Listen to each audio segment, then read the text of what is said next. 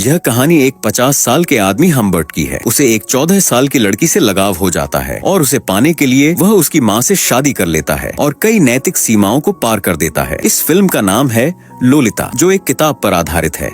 कहानी शुरू होती है 1950 के अमेरिका में। हम्बर्ट एक आदमी को गाड़ी से टक्कर मार देता है। उसके चेहरे पर खून लगा होता है और वह किसी की यादों में खोया होता है। वह कहता है, लोलिता मेरी जिंदगी थी। फिर फ्लैशबैक में हम्बर्ट का बचपन दिखाया जाता है, जब वह 14 साल का था और फ्रांस में रहता था। उस समय उसके शहर में एक लड़की आई थी, एनाबेल। दोनों 14 साल के थे और एक दूसरे से लगाव हो गया। जल्दी ही उनका रिश्ता गहरा हो जाता है, लेकिन यह ज्यादा समय तक नहीं टिकता, क्योंकि एनाबेल बीमार हो जाती है और उसकी मृत्यु हो जाती है। इस घटना के बाद हम्बर्ट पूरी तरह से टूट जाता है। एनाबेल की मृत्यु के बाद हम्बर्ट फिर कभी किसी से वैसा लगाव महसूस नहीं कर पाता। उसकी पूरी जवानी एक ऐसी लड़की को खोजने में निकल जाती है जो एनाबेल जैसी दिखती हो। कई साल बाद जब हम्बर्ट 40 साल का हो चुका होता है, उसे अमेरिका के एक कॉलेज में नौकरी मिलती है, जहां वह अगले सेमेस्टर में ज्वाइन करने वाला था। लेकिन वह गर्मियों की छुट्टियों में ही अमेरिका के लिए रवाना हो जाता है, क्योंकि वह एक उपन्यास लिख रहा था जिसे वह इन्हीं छुट्टियों में पूरा करना चाहता था। अमेरिका में हम्बर्ट अपने अंकल के एक दोस्त के रेफरेंस से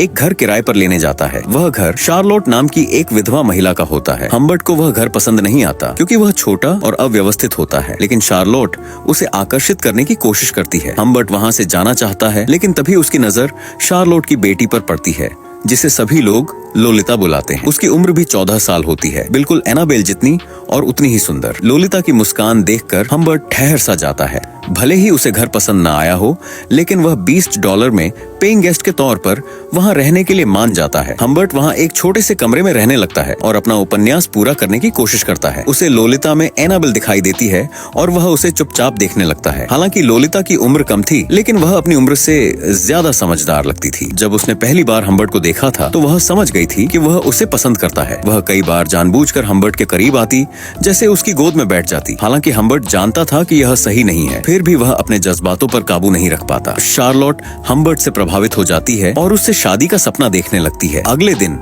शार्लोट हम्बर्ट को एक झील के पास ले जाती है और बताती है कि वह लोलिता को समर कैंप भेजने का फैसला कर रही है। हालांकि लोलिता कैंप जाने के लिए तैयार नहीं होती, लेकिन उसकी माँ उसकी नहीं सुनती। कैंप जाने वाले दिन हम्बर्ट देर से उठता है। जब वह खिड़की के पास जाता है, तो लोलिता उसे देख लेती है। वह गाड़ी से उतरकर दौड़कर घर आती है और हम्बर्ट को गले लगाती है और उसके गाल पर एक चुंबन देती है। हम्बर्ट उस पल में खो सा जाता है और बार बार उसी क्षण की कल्पना करने लगता है। लोलिता के कैंप जाने के बाद शार्लोट हम्बर्ट को अपनी मेड के हाथों एक पत्र भेजती है, जिसमें शादी का प्रस्ताव होता है। हम्बर्ट उसे स्वीकार कर लेता है, क्योंकि यही एक तरीका था लोलिता के पास रहने का। दोनों शादी कर लेते हैं और हम्बर्ट लोलिता के कैंप से लौटने का इंतजार करता है। अब तक हम्बर्ट पूरी तरह से लोलिता के प्रभाव में आ चुका होता है और शार्लोट से शारीरिक नजदीकियों से बचने के लिए उसे नींद की गोलियां देने लगता है। शार्लोट को हम्बर्ट और लोलिता के रिश्ते के बारे में कुछ नहीं पता होता और यह दोनों का एक राज था, लेकिन यह ज्यादा दिन तक छुपा नहीं रह पाता। एक दिन जब हम्बर्ट घर पर नहीं होता, शार्लोट उसकी डायरी पढ़ लेती है और उसे हम्बर्ट के जज्बातों के बारे में पता चल जाता है। उस डायरी में हम्बर्ट ने लोलिता के लिए अपने भावनाएं और इच्छाएं लिखी होती हैं। शार्लोट को पता चल जाता है कि हम्बर्ट की लोलिता के प्रति भावना अनुचित है। वह गुस्से में आ जाती है। जब हम्बर्ट वापस आता है, तो वह उस पर बरस पड़ती है और उसे राक्षस कहकर घर छोड़ देती है। लेकिन अचानक शार्लोट का एक्सीडेंट हो जाता है और वहीं पर उसकी मौत हो जाती है। हम्बर्ट को थोड़ा दुख तो होता है, लेकिन अब वह पूरी तरह से फ्री हो चुका था। लोलिता के साथ उसके रिश्ते के ऊपर पाबंदी लगाने वाला कोई नहीं था। वह लोलिता को उसकी माँ की मौत के बारे में नहीं बताता है और कहता है कि वह हॉस्पिटल में है। वह उसे लेने के लिए कैंप जाता है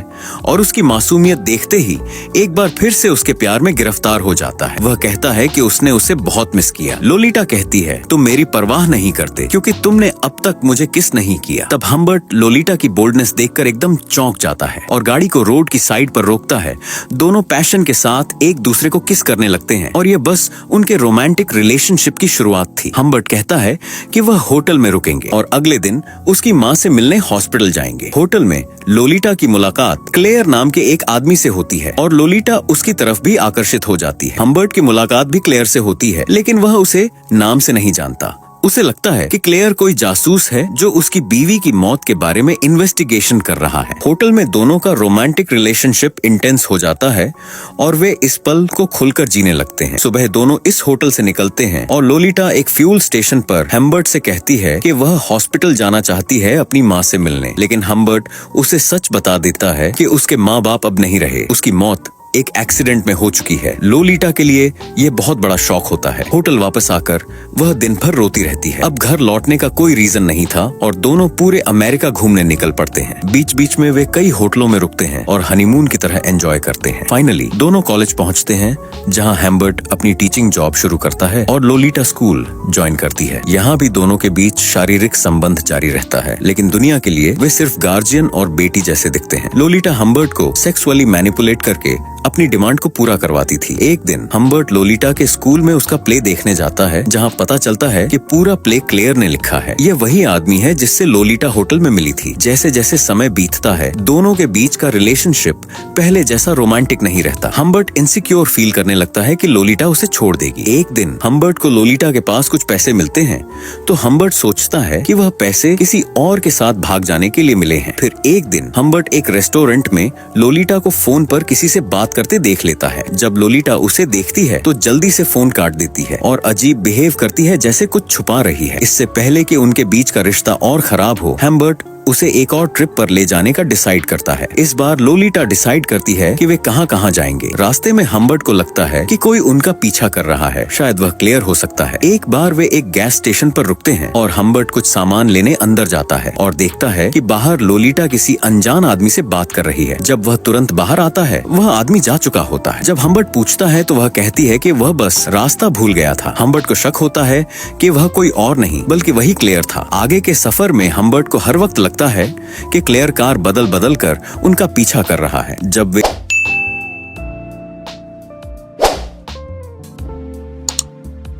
एक होटल में रुकते हैं तो कुछ सामान खरीदने के लिए हम्बर्ट कुछ वक्त के लिए बाहर जाता है। जब वापस आता है तो देखता है कि लोलिटा थोड़ी मैसी लग रही है। बाल बिखरे हुए होते हैं, कपड़े थोड़े इधर उधर होते हैं और लिपस्टिक भी खराब हुई होती है। हम्बर्ट को लगता है कि उसके जाने के बाद कोई आया था। लोलिटा कहती है कि वो बस बाहर गई थी देखने के लिए कि हम्बर्ट वापस आया या नहीं, और यहाँ पर कोई नहीं आया था। लेकिन उसकी लिपस्टिक देखकर हम्बर्ट बेचैन हो जाता है। उस रात भी उनके बीच शारीरिक संबंध बनता है, लेकिन हम्बर्ट को लगातार ये डर रहता है कि कोई लोलिटा को उससे दूर ले जाएगा या वह यह सहन नहीं कर पाएगा। वो अपना सफर जारी रखते हैं और फिर एक होटल में रुकते हैं। वहाँ अचानक लोलिटा की तबीयत खराब हो जाती है, तो हम्बर्ट उसे तुरंत अस्पताल ले जाता है। चेकअप के बाद डॉक्टर कहते हैं कि उसे वायरल फीवर है और उस रात उसे अस्पताल में रुकना पड़ेगा। हम्बर्ट लोलिटा को अस्पताल छोड़कर होटल आ जाता है। सुबह जब खबर लेने के लिए अस्पताल कॉल करता है तो उसे पता चलता है कि उसे वायरल फीवर नहीं हुआ था और वो सुबह तक ठीक भी हो गई थी। और फिर उसका चाचा आकर उसे डिस्चार्ज करवाकर अपने साथ ले गया है। ये सुनकर हम्बर्ट के पैरों के नीचे से जमीन खिसक जाती है। वो घबराहट में अस्पताल पहुंचता है और सबसे लड़ने लगता है। जब वो पुलिस को अपनी तरफ आता हुआ देखता है तो शांत हो जाता है और सबसे माफी मांगता है और वहाँ से चला जाता है। दरअसल लोलिटा को कोई बीमारी थी ही नहीं, ये बस उसका और क्लेयर का एक प्लान था वहाँ से भागने का। हम्बर्ट लोलिटा को ढूंढने के लिए अपनी जान लगा देता है। वो हर उस होटल में जाता है जहाँ पहले दोनों रुके हुए थे, इस उम्मीद में कि शायद उसे कुछ सुराग मिल जाए। होटल के रजिस्टर में चेक करते हुए वो एक खास हैंडराइटिंग को नोटिस करता है। जिस होटल में वो रुके थे वो आदमी भी हर बार अलग नाम से होटल में रुकता था। वो उसे बहुत ढूंढने की कोशिश करता है, लेकिन लोलिटा का कोई पता नहीं चलता। वो सोचता है कि क्या मेरे अलावा भी कोई आशिक हो सकता है, लेकिन फिर वो अपने आप को समझाता है कि मेरे जैसा प्यार लोलिटा को कोई नहीं कर सकता। धीरे धीरे 3 साल बीत जाते हैं। एक दिन